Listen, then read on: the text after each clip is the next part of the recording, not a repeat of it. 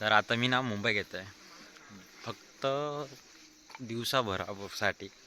नांदगाव रोडला आहे मी, म्हणजे नांदगाव रोड म्हणजे आमचं रेल्वे स्टेशनचं नाव आहे नांदगाव रोड.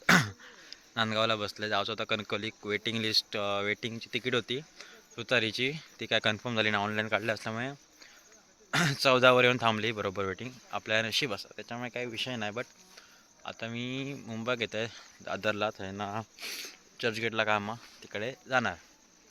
तर काय, आता उद्या मी व्लॉग करीनच.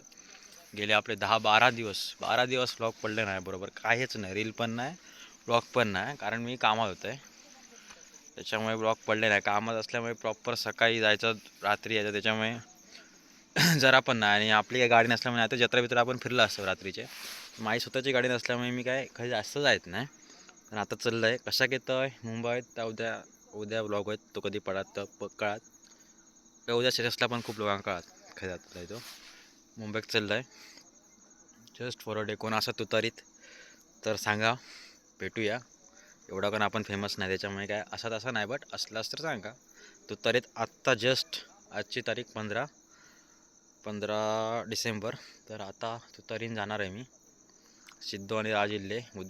आणि उद्या गुरुदाचं लग्न आणि माका वाटलेलं आज मग त्या गुरुदाचं लग्न करून मी मुंबई जाणार होतं. बट थोडा कन्फ्युजन झाला, आणि उद्या लग्न असल्यामुळे आता चुकला तर चुकला, काय करू शकत नाही. त्या लग्नात काहीतरी एक चुकणार होता.